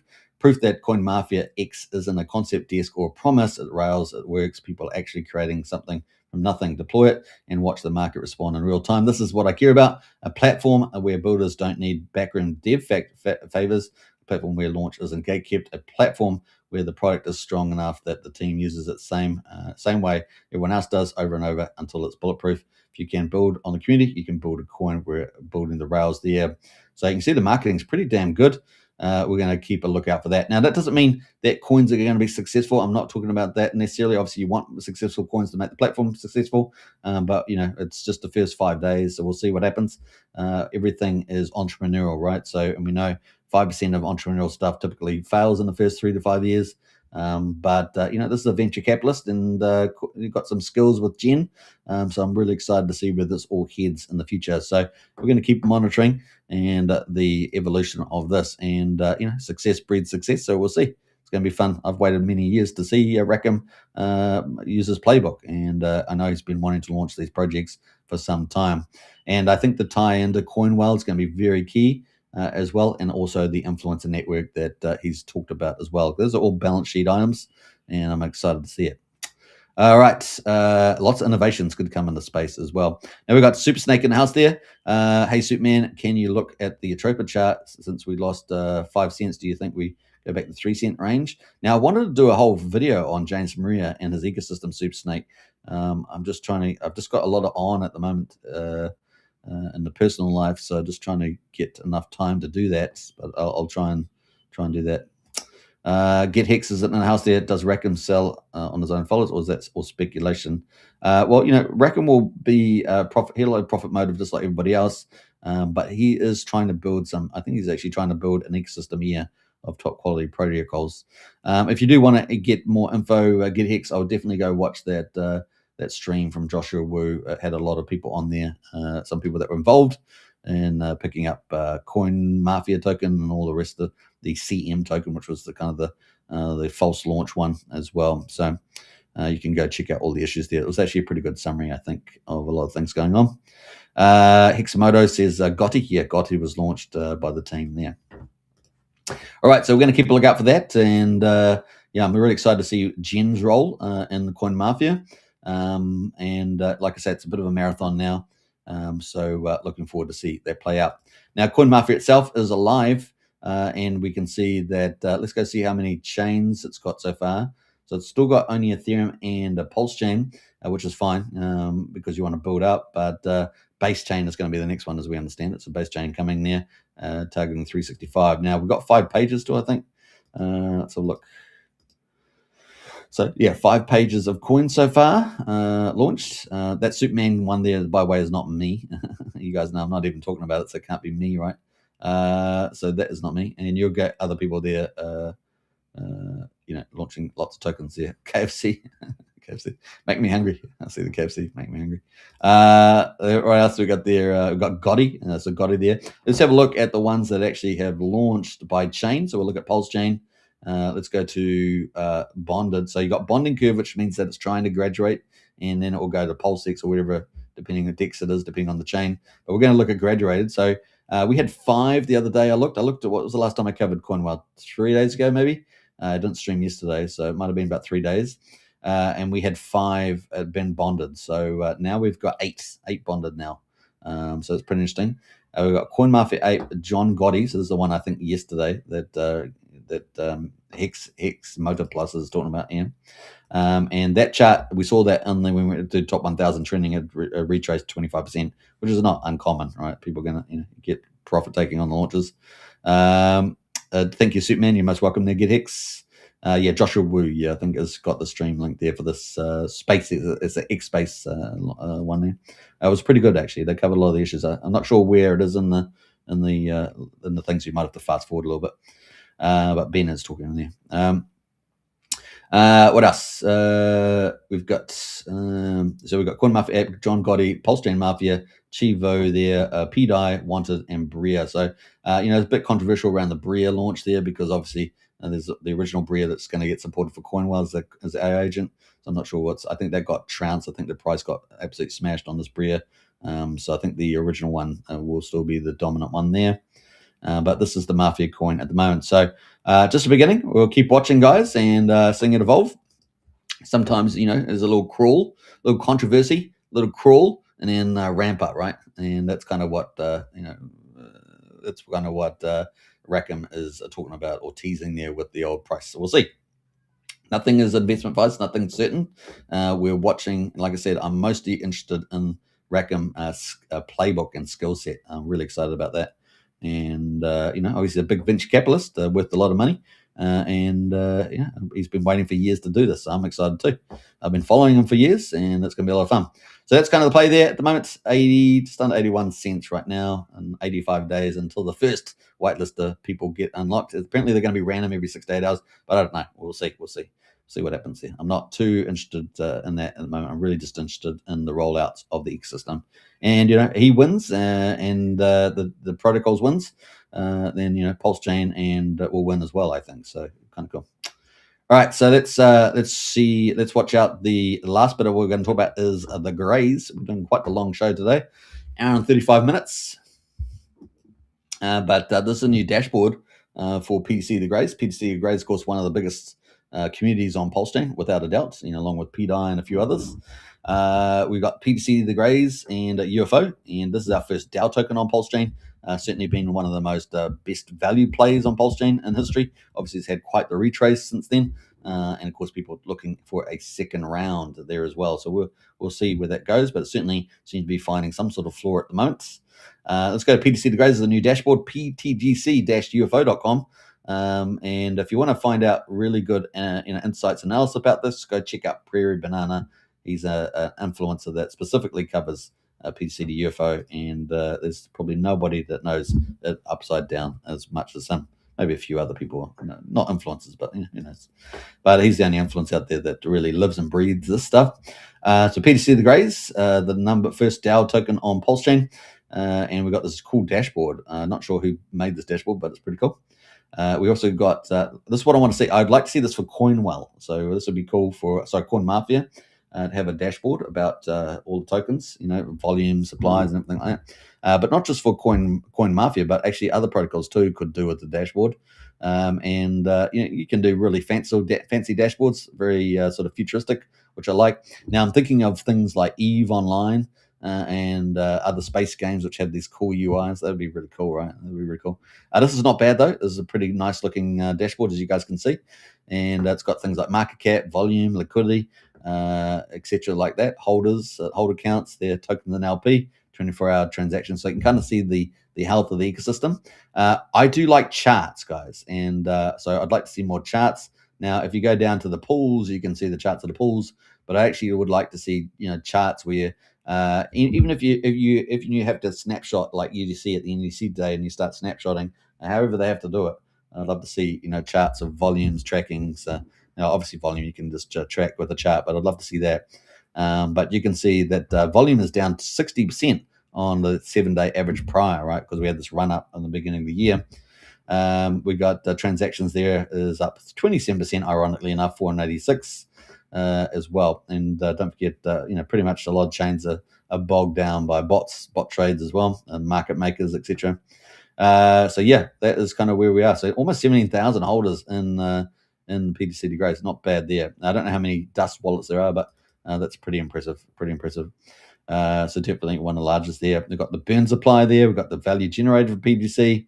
We've got the token allocations, the treasury DAO there. Pretty cool.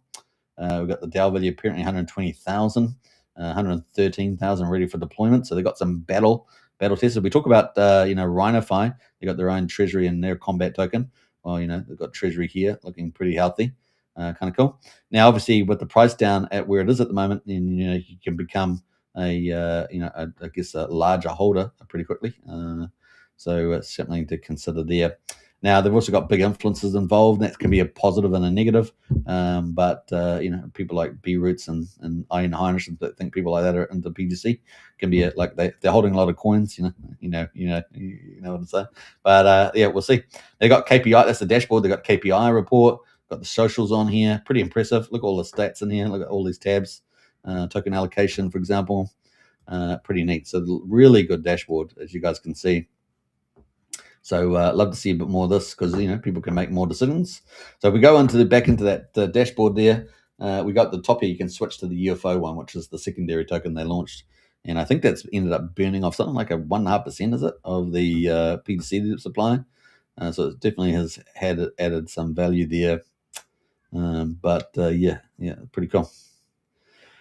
All right, what's there? Total burn supply 8.76% now on UFO. What was it on PTC? Total burn supply PTC 13%. So there we go. That is slowly tracking along there. So a really cool site. Might as well post that in the chat there. If you guys are involved, a lot of people will probably maybe participating in PTC UFO. You can check that out there. Once again, if you want to get more alpha, go check out Prairie Banana. He does live streams every day, I believe. Every day. Just about, or every couple of days at least. What else? Someone else was in the chat here about PTC the Greys. I'm not sure who it was. That's that. Yeah, so sitting in the background, and we've still got a few things going on with the P compound and 9 Irons Capital. PDI to $1. We've got that out there. We've got some sort of interesting sort of support from LibertySwap around potentially some sort of layer zero technology there. So we'll see what happens in all that space. We know there's a couple of teams out there potentially trying to help make that happen. So that'd be fun to see. Who else? What else have we got there going on? We got the next big thing, of course, is probably Fast Abdul's 369, Vault 369, multi-chain, multi-collateral liquidity fork. We're excited about that.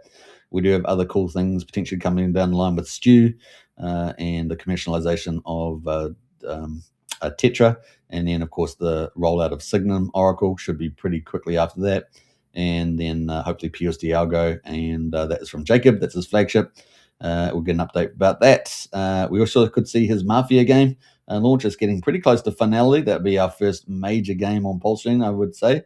We've got a few other games out there now, sort of niche little things, but that's kind of a big platform, the old Mafia game. And of course, On-Chain Bear, our first full decentralized crypto casino operating on PulseChain too. We have a few other casino type of games, but that'll be the main one there. Given that X game, it's pretty much was turned in pretty quickly. So that's kind of the play at the moment. What else is happening out on PulseChain? Lots of project teams are doing cool things. I mean, Incend is doing some good stuff. They're building a little DeFi ecosystem, and they've got a sacrifice project at the moment on, obviously, to expand their services they've been doing. It's okay to support people. We don't really have any sort of formal capital raise. Obviously, we've got the token launches, but actual capital raises, people need capital to expand. And if they've proven themselves, as Sin seems to be, do what they say, then that's not a bad bet, is it? Not a bad bet. So they're on the move right now.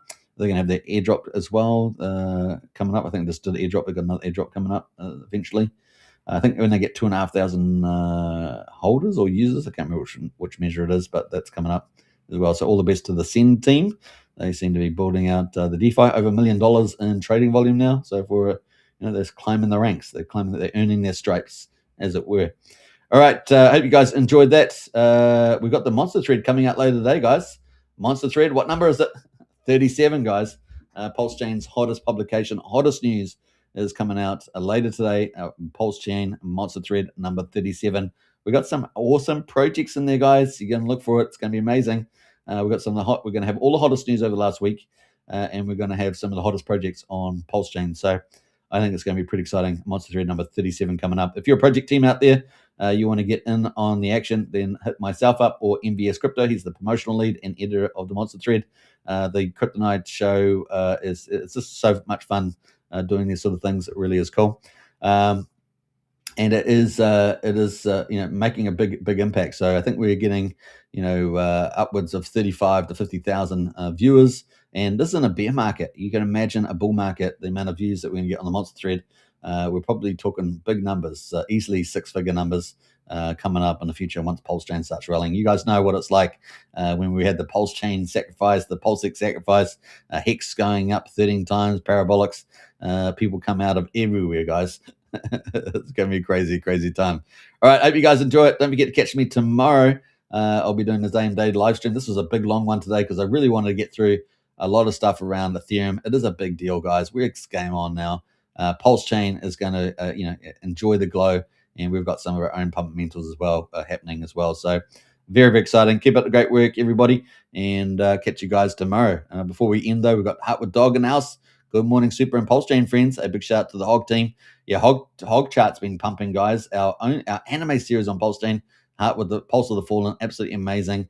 And of course, season 2 is about to drop, guys. Season 2, and it looks unbelievably good. The artwork, the storyline looks amazing. So we can't wait for that Heartwood Dog. Thanks for doing that. Really is really, really cool. We've got Valiant in the house there. As always, many thanks for the Alpha Suit, man. You're most welcome there as well. Don't forget to subscribe to the YouTube channel. We're streaming on 3 YouTube channels: the Crypto Night Show, Superman Crypto, and Pulse Chain X are really great. We've been growing on those channels, so smash the subscribe and help us grow even more. It's been a really good sign. And of course, if you're on X, don't forget to follow on X, the Crypto Night Show. We're rebuilding the channel, heading towards 1,500. Our old channel, which had about 6,500 followers, got pulled down for no reason. So now we're rebuilding back because that's what we do.